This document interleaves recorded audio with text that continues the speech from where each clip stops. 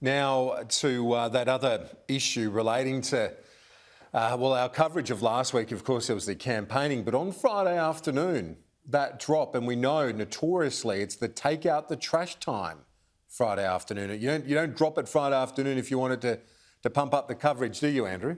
No, not if you're proud of it. So the PM finally questioned on this Friday afternoon dump of modelling, which predicted how a net zero target by 2050 can be achieved. Let's have a look at this table, which appears to show the cost of getting to net zero. Under the plan, it's $24 a tonne. Julia Gillard's carbon tax was priced at $23 a tonne. With no action, it is up to $400 per tonne. So this is termed, this top line of this table within the modelling, as abatement incentives. It's going to cost us one way or the other.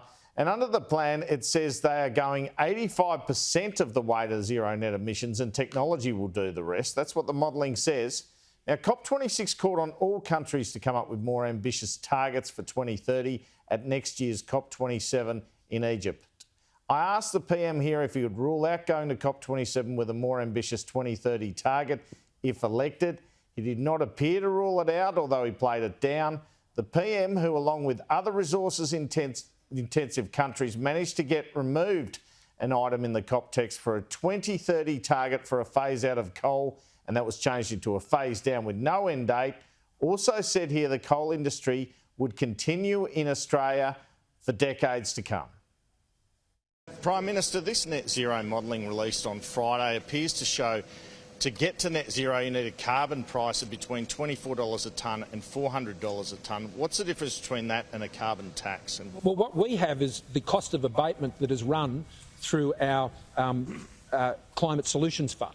So we've been running that for years. That's what we're doing. We don't have a carbon tax. We will never have a carbon tax. No, there's no carbon tax in Australia, and there won't be one, because we are for technology, not taxes. And what we are doing is we're procuring abatement through the Climate Solutions Fund, which has been a very important part of our commitments to already be achieving a 20% reduction in emissions. But that's funded through tax, isn't it? I mean, ultimately we're paying, when you're putting out these incentives, these subsidies. We're not putting a tax on Australians to do that, not at all. Are you ruling out a more ambitious 2030 target for COP27 if you're elected? Well, all that happened at COP26 was all countries noted a request to revisit these things. But I've been very clear about what our target is and that we will meet and beat it. Why don't you make that your target then, if you're going to get to 35% anyway? Because our policy is to meet and beat. That's what we do. Prime Minister, do you agree that COP26 sounded the death knell on coal? No. So you disagree with Boris Johnson?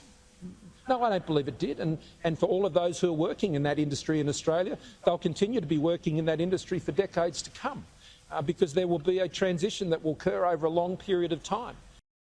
Well, Anthony Albanese surely will later this year announce a 35% target for 2030, the same as the government's emissions reduction projection. But Scott Morrison will seek to weaponise this. Mr Albanese today hinting at that 2030 target. Well, the government says itself that it will achieve that. So the government itself is saying that it will achieve that amount by doing nothing.